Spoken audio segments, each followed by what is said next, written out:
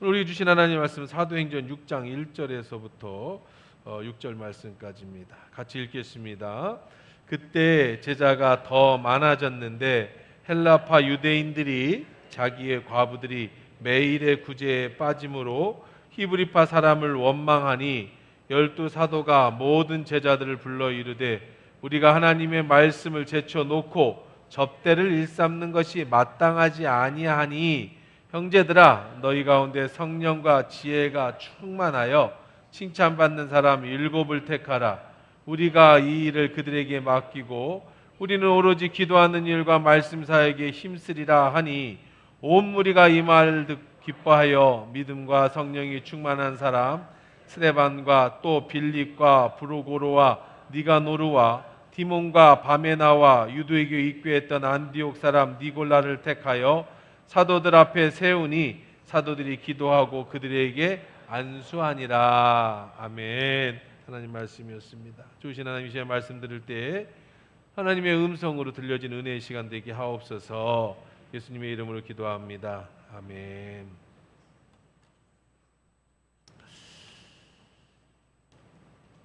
지난주에 최근에 금요일이죠. 동기 목사 중에 한 분이 사역지를 옮긴다고 그래서 축하해 주기로 하고 옮긴 교회를 방문했습니다. 여기서 한 1시간 거리에 있는 충남 서천이라고 하는 교회 지역입니다. 근데 재밌게도 부임한 교회가 서천에서 두 번째로 개척돼 선교사가 개척한 교회입니다. 그래서 올해로 120년이 된 교회예요. 120년 된 교회를 부임하러 갔는데 참 놀라운 이야기를 많이 듣고 왔습니다. 우선 서천이라고 하는 데를 제가 지나는 자주 가봤는데 관심 있게 그 동네를 가보니까 그 서천 군인가요? 군이죠? 서천 면이에요? 군이죠? 군이요? 면이 하여간 그 서천이라는 데는요 이게 좀 벌판이더라고요. 김제처럼 벌판인데 세상에 교회가요 참 많습니다. 시골 마을인데 한 마을에 이게 넓어서 이제 그 산이 없고 이렇게 평지 같은 데라서 이렇게 차량을 운전하고 서천 안으로 이렇게 지나가보면 마을이 한 20가정 모여서 있는데 많으면 50가정, 적은 데는 20가정이 모여 있는데 여러분 대부분이에요. 물론 없는 데도 몇 대가 있다고는 하는데 그 부락마다 교회가 있어요. 한 20가정, 30가정도 안 되는 부락에. 그것도 교회가 정식으로 예쁘게 건물들이 다 있어서 이게 벌판이다 보니까 운전해서 코너를 돌면 교회가 보이고 코너를 돌면 교회가 또 보인답니다. 재밌죠?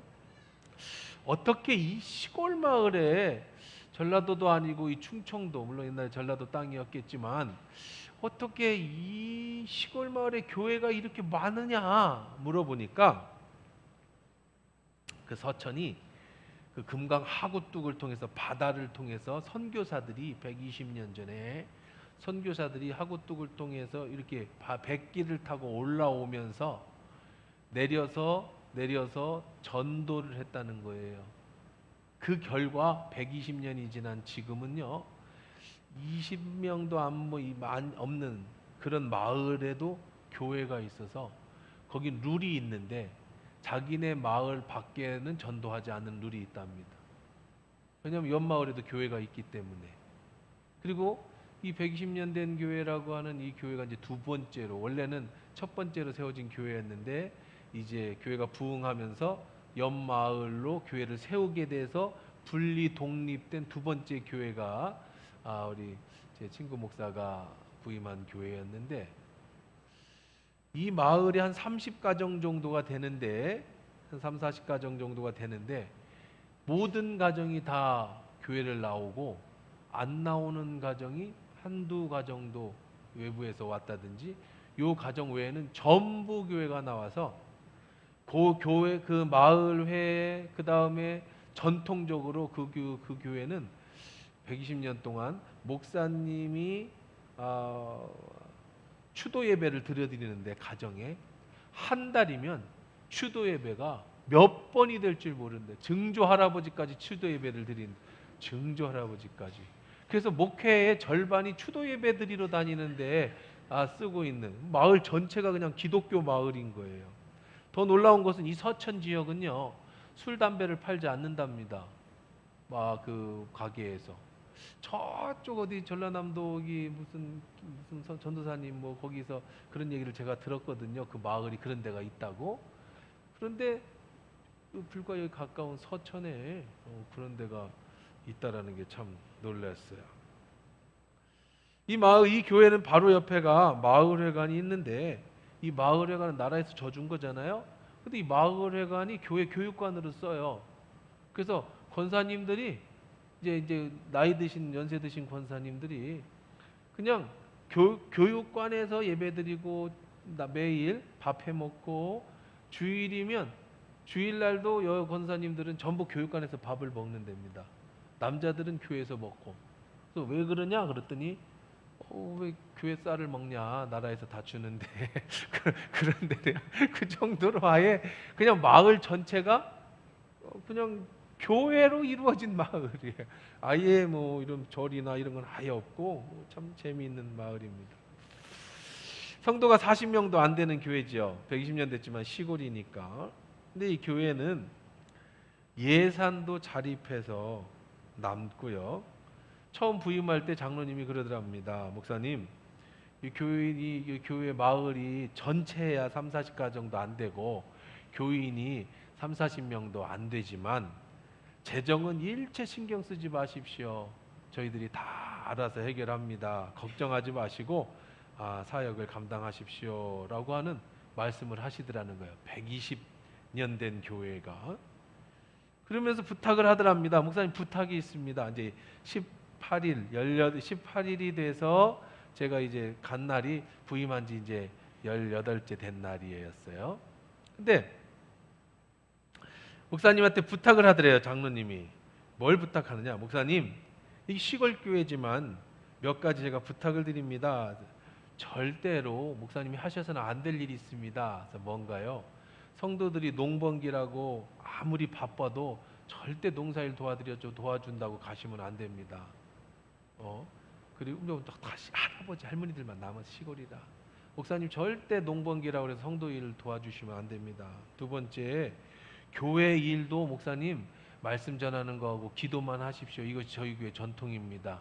교회 모든 일은 저희 사람들이, 저희 장로들과 집사들이 다 합니다. 그러니까 잡리 교회 뭐 수리라든지 청소라든지 모두 일차 하지 마시고 그저 말씀 전하고 기도하는 일만 해주십시오. 그러더랍니다. 그러고 나서 이제 18일이 지났는데 이제 2주를 지났죠. 3주 지나면서 제일 힘든 게 그거래요. 뭐가 그렇게 힘드냐 그러니까 교회에서 아무 일도 못하게 하는 게 제일 힘들대. 전에 있던 교회도 뭐 큰 교회는 아니고 부교육자가 없으니까 혼자 교회 나와서 청소도 하고 수리도 하고 이렇게 뭐 여러 가지 목사님이 다 이제 했었는데 풀도 못 뽑게 한다는 거예요. 그런데 문제는 대부분이 70, 80, 90대 노인들이라 그분들이 풀 뽑고 그분들이 뭐 고친다고 뚝딱뚝딱 거리고 있는데 목사가 안 하고 쳐다보고 있는 거, 그게 제일 힘들다는 거야. 부엌에도 못 들어오게 하고 음식도 못 나르게 하고 목사님만 앉아만 계시면 다 갖다 주는다는데 90대는 할머니 권사님들이 다 반찬 달라주는데 아무것도 못하고 이렇게 앉아있는 게 그게 제일 힘들다, 그런 얘기를 하더라고요. 그게 정말 어색하더랍니다. 참 전통이 잘 그래도 세워진 그런 아름다운 교회 모습을 참 보고 왔어요. 그래서 참 아름답다. 그런 이제 우리나라도 120년의 선교 역사가 있다 보니까 참 이렇게 좋은 전통을 가진 교회들이 우리 주변에도 참 많이 있구나라는 생각도 한번 가져보고 왔습니다. 교회는요, 성도의 숫자에 따라서 목회자의 목회가 달라집니다.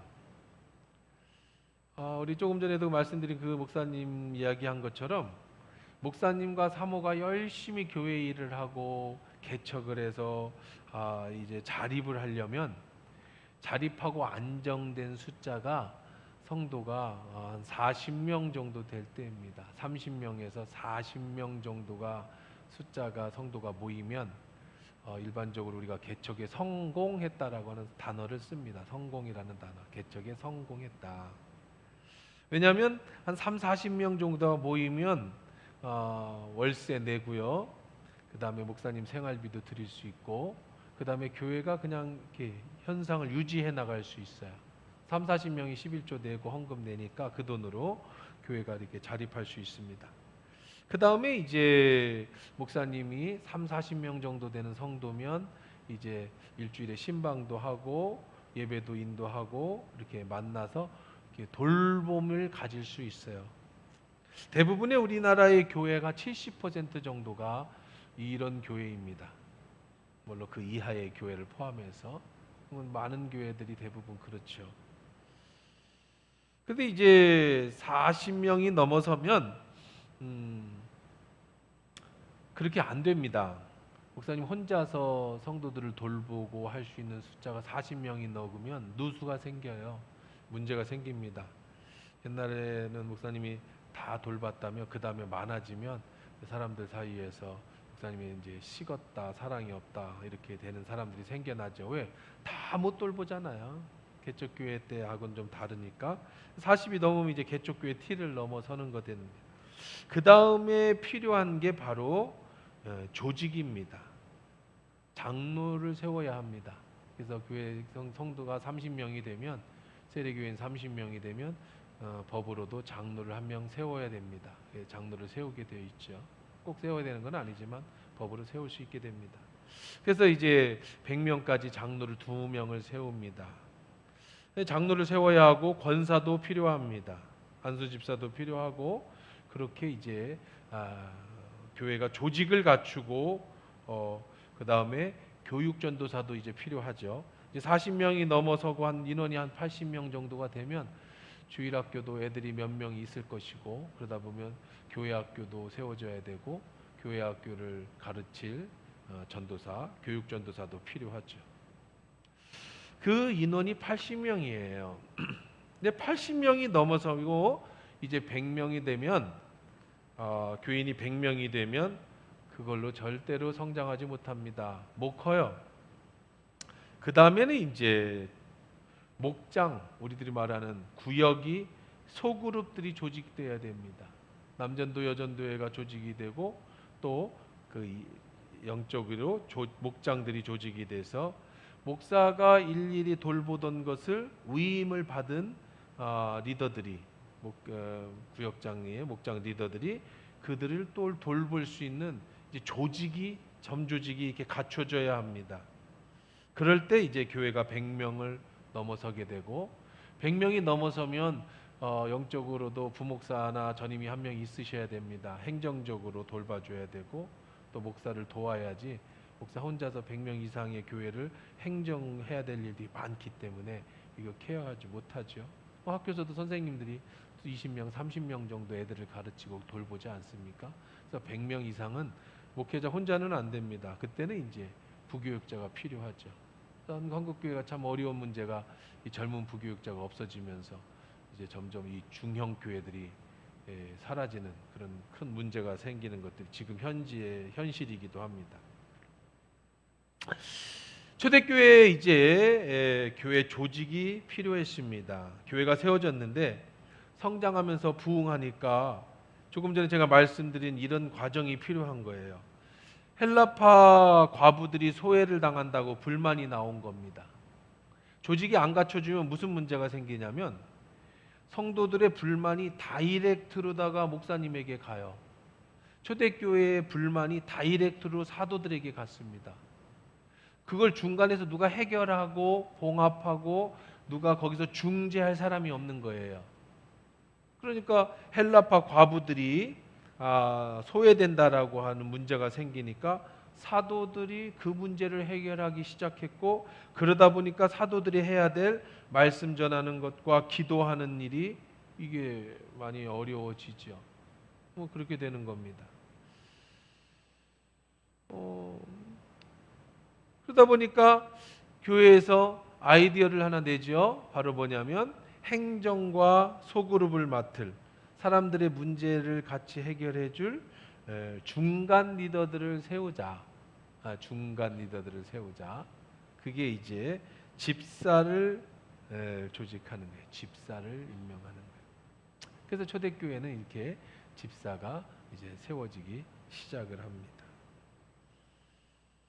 우리 3절, 4절 같이 한번 읽어보겠습니다. 시작. 형제들아, 우리 가운데 성령과 지혜가 충만하여 칭찬받는 사람 7을 택하라. 우리가 이 일을 그들에게 맡기고 우리는 오로지 기도하는 일과 말씀 사역에 힘쓰리라 하시니라. 이제 조직을 갖췄습니다. 안수 집사를 뽑자는 겁니다. 이제 이 실무적인 일을 할 7사람이 필요하다. 7사람을 선택해서 그들에게 안수를 하자. 그리고 일을 맡겨주자. 여러분 그 결과가 어땠습니까? 5절에서 7절 한번 읽어봅시다. 시작. 온 무리가 이 말을 기뻐하여 믿음과 성령이 충만한 사람 스데반과 또 빌립과 브로고르와 니가노르와 디몬과 바메나와 유대교에 입교했던 안디옥 사람 니골라를 택하여 사도들 앞에 세우니 사도들이 기도하고 그들에게 안수하니라. 하나님의 말씀이 점점 왕성하여 예루살렘에 있는 제자의 수가 더 심히 많아지고 허다한 제사장의 무리도 이 도에 복종하니. 그랬습니다. 안수 집사를 세웠습니다. 안수 집사를 세웠습니다. 사도들은 이제 교회 행정과 소그룹에 대한 부담이 줄었습니다. 그래서 오로지 이제 말씀과 기도에만 힘쓸 수 있게 됐습니다. 그 결과 말씀이 왕성해지고 풍성해집니다. 허다한 무리가 교회로 모여들었습니다. 초대교회의 2차 부흥운동이 시작된 겁니다. 심지어는 제사장의 무리와 유대의 대표인 사람들조차도 교인이 되었다라고 말씀하고 있습니다. 우리 하나교회가 이제 바로 이 시간입니다. 코로나가 지났습니다. 어려운 시기가 지났습니다. 대부분의 교회가 이 어려운 시기를 통해서 많은 성도들을 잃었습니다. 3분의 1이 줄었다라고 하는 통계도 나오고 거의 99%의 교회들이 코로나 통해서 큰 어려움을 겪었습니다. 하지만 우리 하나교회는 코로나 이 어려운 시기에 교회가 더 부흥했고 성도가 더 늘어났고 교회가 좀 더 풍성해졌습니다. 이제는 우리가 다시 조직을 갖춥니다. 이제 세 번째로 우리가 새로운 임직을 했습니다. 새롭게 장로님들을 세웠습니다. 권사님을 세우고 안수 집사님을 세웠습니다. 이번에 선거를 하면서 성도들이 100%의 신임, 그날 투표한 분들이 100% 아무리 못 받아도 95% 이상의 신임을 받았습니다. 그래서 이제 중요한 임직을 앞두고 우리가 이제 임직 교육을 진행하고 있죠. 근데 우리가 교회 임직을 앞두고 있으면서 우리가 꼭 알아야 될 내용이 있어요. 중요한 내용이 있습니다. 이 중요한 내용을 이야기하기 전에 전사님 어디 계셔? 전사님 저기 가서 태양이 조명이 바로 나한테 쏴가지고 눈이 너무 부셔서 이것도 안 보이고 여러분도 안 보이니까 거기가 서 있어. 거기 문 앞에 가서 서봐. 빨리 예배 시키니까 빨리 가서. 충청도 사람이라 너무 느려. 거기 또 뒤로 더 오른쪽. 그렇지, 거기 서 계셔. 아니 이쪽. 오케이, 딱 됐어. 조명이 딱 나를 막아. 눈이 너무 부셔서 태양이 자동차 유리창에 맞아갖고 눈으로 쏘니까 서치 익으면 되는데 자연스럽게 거기 움직이지 마. 햇빛도 가만히 있어서. 네, 감사해요. 네. 여러분 여기서 아주 중요한 사실 우리가 알아야 될 게 있어요. 뭐냐면 장로는, 권사는, 안수 집사는 절대로 명예직이 아니라는 겁니다. 우리는 명예 안수 집사, 명예 권사를 세워드립니다. 그분들은 명예로 세워드리는 거예요. 연세가 있어서. 하지만 시무 안수 집사, 시무 장로, 시무 권사는 절대 명예가 아니에요. 계급이 아닙니다. 내가 열심히 교회 생활을 해주니까 교회에서 나를 인정해서 나에게 보상으로다가 이런 직분을 주는 게 아니라는 거예요. 한국 교회가 아름답게 성장했지만 정말 이 한국 교회가 가지는 치명적 약점이 하나가 있어요. 특히 장로교회가 가지는 치명적 약점. 이것 때문에 교회가 정말 많이 분열되고 싸우고 다투고 깨져요. 그게 뭐냐면 직분의 남용이에요. 직분을 너무 흔하게 그리고 너무 쉽게 생각 없이 주고, 그리고 그 직분을 마치 내가 교회 생활 열심히 했으니까 얻는 명예로 생각하는 데에서부터 이 교회에 큰 어려움을 겪게 되는 겁니다. 직분에 대한 잘못된 이해죠. 오늘 초대교회에서 왜 안수집사를 뽑았는지를 제대로 알아야 합니다. 우리 하나교회에서 왜 장로를 선출하고 안수집사와 권사를 선출했는지를 제대로 알아야 합니다. 이걸 모르면 자꾸 계급놀이를 하게 돼 있어요. 교회에서 직분놀이를 하게 됩니다. 돈 내고 계급을 사고, 내가 열심히 일한 거니까 그거에 대한 보상으로 계급을 생각하고, 그렇게 되면 교회는 생명이 있기 때문에 죽어요. 교회가 죽냐고요? 네, 교회 죽습니다. 교회는 생명이 있습니다. 생명이 있는 모든 것은 죽을 수 있습니다. 그래서 교회도 죽을 수 있어요. 계급놀이를 하는 교회는 죽습니다. 교회가 재직을 임명하는 단 하나의 이유가 있다면 그것은 주님의 일을 하라고, 교회의 일을 하라고, 일을 맡기기 위해 검증된 사람에게 일을 맡기는 것이 직분인 거지, 그 사람을 높여주고 명예를 세워주고 계급장을 주는 게 아니라는 거예요. 목사는 목사의 일을 하고, 장로는 장로의 일을 하고, 권사는 권사의 일을 하고, 안수집사는 안수집사의 일을 하기 위해서 직분을 주는 거지, 군대처럼 계급을 나눠주는 게 아니라는 겁니다. 목사의 일은 뭐라고 그랬어요?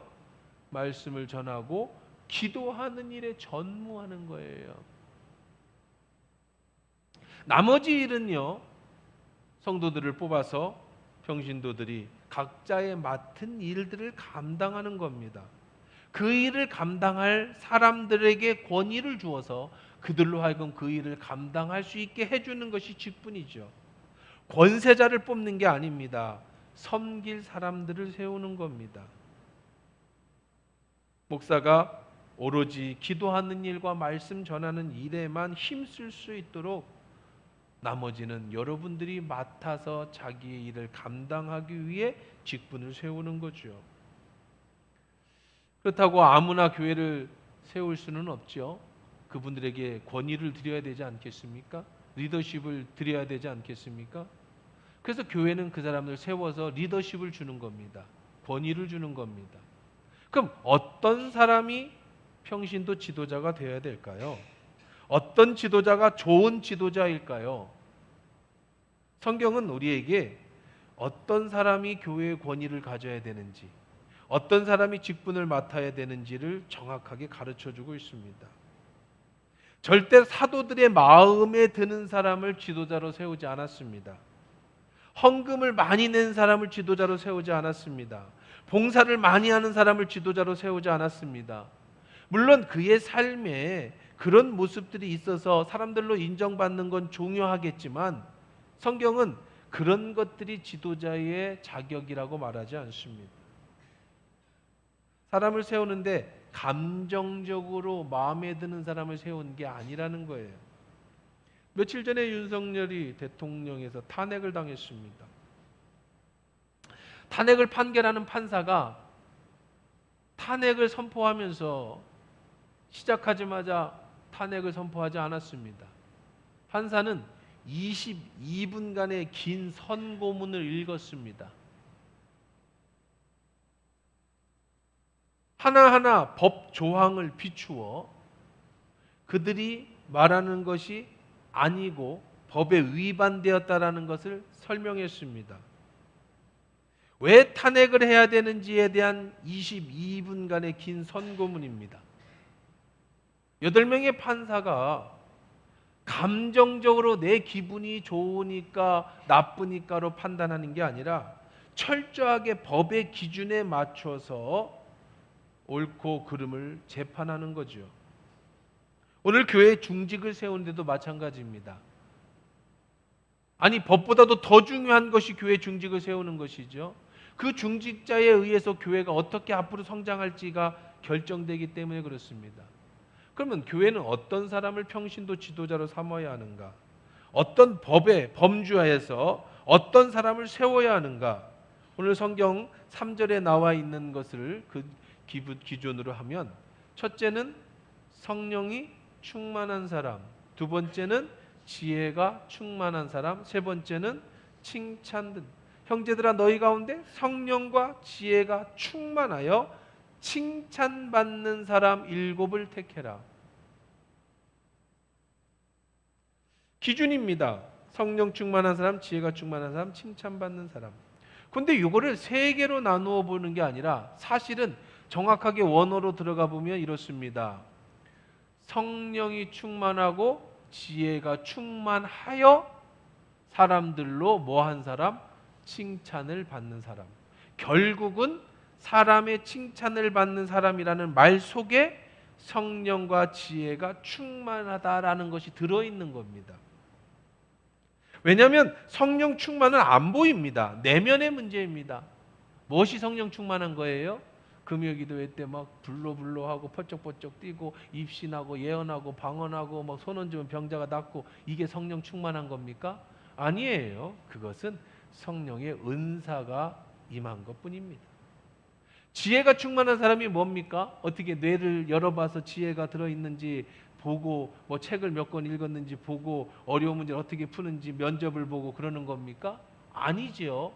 그것도 내면이에요. 보이지 않습니다. 그렇지만 성령이 충만하고 지혜가 충만한 사람이 겉으로 드러나는 게 있어요. 그게 뭐예요? 사람들로부터 칭찬을 듣는 사람입니다. 교회 직분자는 누가 되어야 되느냐? 사람에게 칭찬을 듣는 사람이 되어야 되는 거예요. 그래서 교회는 이 사람을 교회 직분자로 세워야 될지 말아야 될지를 사람들에게 묻는 거예요. 이 사람이 교회 직분을 감당할지 안 할지를 성도들에게 묻는 과정이, 선출하는 과정이 투표가 있는 겁니다. 칭찬은 겉에 나타나는 겁니다. 반대로 말하면 나쁜 사람, 성질이 고약한 사람, 고집이 강한 사람, 이런 사람은 직분자로 세우지 말아라. 선배 목사님들이 한결같이 하시는 말씀이 있습니다. 이것은 정말 중요한 거다라고 후배들에게 제가 정말 많이 들은 내용이 있습니다. 특히 장로교회가 그렇죠. 교회들이 장로를 잘못 세워가지고 참 어려움을 당하는 게 전통적으로, 역사적으로 정말 많았습니다. 장로교회가 참 좋아요. 당회가 있어서 함께 교회를 세워져 간다라고 하는, 민주적인 교회를 세워져 간다는 게 정말 좋지만, 한편으로는 당회가 잘못 세워지면 소수의 몇 명에 의해서 교회가 무너질 수도 있는 게 이 장로교회의 특징이, 정치의 특징이거든요. 그럼 어떤 사람을 장로를 세워야 되냐고 말할 때 우리 선배들이 옛날부터 해왔던 말씀이 뭐냐면, 착한 사람을 장로로 세워라. 착한 사람을 장로로 세워라 그러는 거예요. 성경 많이 읽는 사람, 헌금 많이 하는 사람, 뭐 교회 봉사 많이 하는 사람, 이런 사람의 장로의 1순위가 아니고 인격적인 사람, 착한 사람을 장로로 세워야 된다. 그런 얘기를 하십니다. 왜냐하면 지금의 내 모습이 성령 충만해 보여도, 지금 내가 기도 많이 하는 것처럼 보여도, 지금 말씀 많이 읽는 것같이 보여도, 매일 예배 안 빠지고 성실한 것처럼 보여도, 나중에 장로가 되면 그 사람의 본심이 나오게 되는데 그 본심은 안 바뀌더라. 그러니까 오히려 직분자가 교회를 더 힘들게 하고 어려우는 원인이 되니까 장로를 잘 선택해라. 심한 경우는 장로를 최대한 세우지 마라. 그것이 교회를 세우는 길이다. 이렇게 얘기하시는 분도 계세요. 그래서 교회 장로를 아주 신중하게 세워야 되고, 신중하게 세울 때에는 반드시 착한 사람을 세워야 된다. 이것이 아주 목회자들이나 옛날 선배들부터 계속 가르쳐 주시던 말씀입니다. 지금은 좀 부족해 보여도, 지금은 기도를 좀 많이 못하는 것 같아도 성품이 좋은 사람, 인격적인 사람은 나중에 후에 성령을 받으면 놀라운 일을 한다. 인격적이지 않은 사람, 착하지 않은 사람은 지금 그 사람을 위해서 세워줬다가는 나중에 큰 타격을 준다. 이렇게 말하는 거죠. 일리가 있지 않습니까? 초대교회 집사를 임명할 때입니다. 성령 충만해야죠. 지혜가 충만해야죠. 그런데 성령과 지혜가 충만한 사람이 드러나는 것은 사람들에게 칭찬 듣는 사람을 세워라 라고 얘기를 하는 겁니다. 칭찬 듣는 사람이 안수 집사의 자격으로 넣은 것은 굉장한 의미를 가집니다. 여러분, 신앙이 뭡니까? 예수를 믿는다라는 게 뭡니까? 여러분, 성장한다라는 게 뭐예요? 이 모든 것을 다 통틀어서 한 문장으로 만든다면 여러분, 칭찬 듣는 사람이 되십시오. 칭찬 듣는 사람, 그게 신앙이에요. 그게 믿음이에요. 성경을 백독하는 게 문제가 아니라, 2시간 방언 기도를 할 수 있는 게 문제가 아니라, 이 모든 예배를 안 빠지는 게 문제가 아니라, 진짜 신앙은 뭐냐면 그 사람이 칭찬 듣는 사람으로 성장하고 변화되어져 간다는 겁니다. 왜 그렇죠? 말씀을 듣고 읽어서 내가 바뀌고, 기도를 해서 하나님의 뜻을 발견해서 내 자신이 바뀌고, 그래서 하나님 앞에 인정받고, 그런 나의 모습으로 사람 앞에 인정받으면서 그 사람이 칭찬 듣는 사람이 되는 거예요. 칭찬 듣는다라는 것은 무슨 뜻입니까? 사람들의 평가죠. 뭐라고 칭찬합니까? 아, 저 사람 참 착해. 아, 이 사람 참 믿음 좋아. 아, 참 이 사람 믿을만해. 이 사람은 참 누구를 이렇게 섬겼어. 누구를 도와줬어. 뭐 했어. 뭐 더 많은 말이 있겠지만 이게 칭찬 아닙니까? 인격적이라는 거예요. 인격적인 사람. 어떤 사람이 이렇게 말하는 사람이 있습니다. 하나님만 아시면 되지. 사람의 평가에 대해서는 난 일체 신경 안 써. 그런 사람들이 대부분 사기꾼이고요. 대부분 그런 사람이 문제가 많은 사람이에요. 하나님 앞에 인정받는 사람은요, 사람에게 인정받습니다. 사람에게 인정받는 사람이 하나님 앞에 인정받느냐는 다른 차원이에요. 사람에게 인정받지만 하나님께 인정 안 받는 사람도 많습니다만은, 하나님께 인정받는 사람이 사람에게 인정받지 못하는 사람은 절대로 없습니다. 그러니까 막 하나님 한판 잘하면 되고 사람한테는 그런 사람은 없어요. 그런 사람은 임직하면 안 됩니다. 우리 신앙생활하면서 꿈을 가져야 합니다. 분명한 목표가 있어야 합니다. 여러분, 장로로 섬기고 안수집사로 섬기고 권사로 섬기겠다라고 하는 내 인생의 목적이 필요하지요. 그것은 하나님이 나를 인정해 주시고 사람이 나를 인정해 줬기 때문입니다. 그런데요, 여러분 제발 부탁입니다. 여러분의 인생의 목적이 장로가 돼서는 안 돼요. 여러분의 인생의 목적이 권사가 돼서는 안 됩니다. 여러분의 인생의 목적이 안수집사가 돼서는 안 됩니다. 그러면 장로가 되고 권사가 되고 안수집사가 돼서 내 인생의 목적을 이루고 나면 그 다음부터는 군림하고 그 다음부터는 이제 더 이상 올라갈 데가 없어서 사람 앞에, 이제 하나님 앞에 범죄하게 된다는 거예요. 우리 인생의 목적은 그게 아니에요.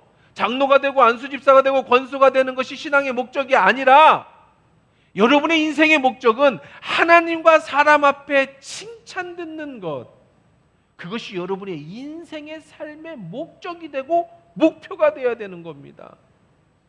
그런 사람에게 교회 일을 맡기는 거예요. 왜? 여기에서 행한 걸 보고 하나님 나라에서 더 큰 일을 맡기기 위한 여러분의 시험대가 교회인 거예요.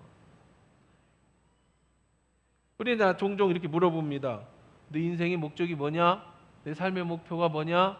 그러면 이렇게 대답하죠. 10억을 만드는 겁니다. 뭐 부자가 돼서 큰 집을 사는 겁니다. 뭐 어디 승진하는 겁니다. 뭐 대통령이 되는 겁니다. 우리는 어릴 때부터 꿈을 얘기하라면 그런 꿈을 얘기했죠. 근데 한번 나이 들어서 생각해 보십시오. 여러분 10억 만들어서 죽을 때 어떻게 하려고 그래요? 그거 아까워서 어떻게 놓고 갈래요? 평생 10억 만들다가 주님 앞에 가면, 여러분 집 넓은 집 만들어 놓고요, 여러분 애들 다 출가시키면요 24평도 커요. 뭐 이렇게 큰 집에 살아, 애들이 저기 때 뭐 명절 때 오잖아요. 그 돈 아껴서 명절 때 호텔 잡아. 집보다 훨씬 좋지. 24평도 커요. 부부가 살기에는. 큰 집은 우리의 인생의 목적이 아니에요. 10억이 우리의 인생의 목적이 아니에요. 대통령이 되고 출세하고 성공하는 게 인생의 목적이 아니에요. 건강이 인생의 목적이 아닙니다. 여러분의 삶을 건강에 초점을 맞춰 살아요. 늙으면 다 아파요. 대신방 다니면서 기도 제목이 아파요. 권사님, 나이 들면 다 아파요. 어떻게 안 아플 수가 있어? 주님 오시는 날까지 건강하게 사는 게 기도 목적이지 안 아프게 사는 게 기도 목적이 아니에요. 늙으면 다 아파. 건강 자랑할 거 없어요. 돈도요 자랑할 거 없어요. 우리의 인생의 목적은요, 하나님 앞에 사람 앞에 칭찬 듣는 게 인생의 목적이에요. 우리의 인격이 변화되는 거예요. 나이 들면 늘 얘기하죠. 제발 고집쟁이 되지 마세요. 고집쟁이 할머니, 고집쟁이 할아버지 되지 마세요. 교회 와서 제발 고집 부리지 마세요. 나이가 들수록 사람들 앞에 더 인자하고, 나이가 들수록 사람 앞에 더 칭찬 듣고, 80이 되고 90이 돼서 진짜 제가 사담입니다만 준비한 말씀은 아닌데, 그 120년 된 교회 가가지고 우리 교회 성도들을 다 데려다가 이걸 보게 해야 됐나? 90 먹은 할머니가 풀 메고 90 먹은 할머니가 반찬하고, 목사님 앉아 계세요. 우리가 다 해요. 우리는 막 70만 넘으면 노인네처럼 뒷방에 늙어가지고 이러려고. 우리 교회는 이상해요. 70이면 저 시골 가면 청년회장인데 여기는 뭐 할머니가 됐어 벌써. 아니에요. 그런 거 아닙니다. 힘 닿는 데까지 봉사하고 섬기다가 이제 더 이상 헌금 낼 돈도 없고 봉사할 힘도 없고, 이제 그럴 때 성도들을 위해서 다 기도하는 모습을 보면 누구나 그 앞에 가서 다 고개를 숙이는 거예요. 그런데 인생은 그게 끝이 아니거든요. 그리고 주님 앞에 서게 될 겁니다. 그리고 여러분이 수고한 대로 칭찬받은 대로 하나님 나라에서 더 큰 것으로 여러분에게 맡겨주시는 거예요. 그러니까 우리의 인생의 삶이 분명하죠. 여러분의 삶의 목적이 분명하죠. 뭡니까? 사람과 하나님 앞에 인정받는 사람, 사람과 하나님 앞에 칭찬 듣는 것, 주님 앞에 서는 날 착하고 충성된 종이다. 내가 작은 일에 충성하였으니 나와 함께 다 권에 이르자. 내가 감옥에 있을 때 나를 돌봐주었고, 배고팠을 때 내게 먹을 것을 주었고, 내가 목마를 때 내게 마실 것을 주었으니 나와 함께 낙원에 이르자. 주님, 제가 언제 주님이 감옥에 갇혔을 때, 주님이 목마를 때 언제 제가 그렇게 돌봤습니까? 지극히 작은 자 하나에게 한 것이 곧 내게 한 것이다.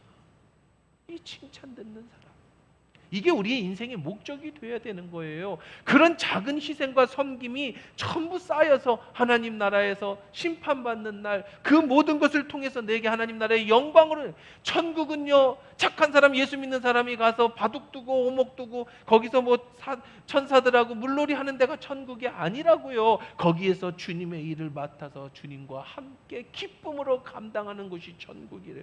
우리는 그 천국에 갈 준비를 하는 사람들입니다. 그러니 우리의 인생의 목적이 하나님 앞에 사람 앞에 인정받고 칭찬 듣는 것. 어떤 사람이 하나님께 칭찬 듣습니까? 어떤 사람이 사람에게 칭찬 듣습니까? 절대적입니다. 자신을 헌신하는 사람, 절대적으로 자신을 높이지 않고 상대방을 높여주는 사람, 하나님을 높이고 다른 사람을 높이는 사람, 내 욕심을 채우지 않고 이기적이지 않고 이타적인 사람, 그런 사람을 하나님도 좋아하시고 사람도 좋아하는 거예요. 나이가 들수록 그런 사람들이 되어야죠. 그게 우리의 인생의 목적이 되어야 됩니다. 사랑하는 성도 여러분, 오늘 여러분의 인생의 새로운 목표를 설정했으면 좋겠습니다. 하나님과 사람 앞에 칭찬 듣는 사람이 되자. 우리 한번 따라해 볼까요? 하나님과 사람 앞에 칭찬 듣는 사람이 되자. 여러분이 다 그렇게 되길 주의 이름으로 축원합니다.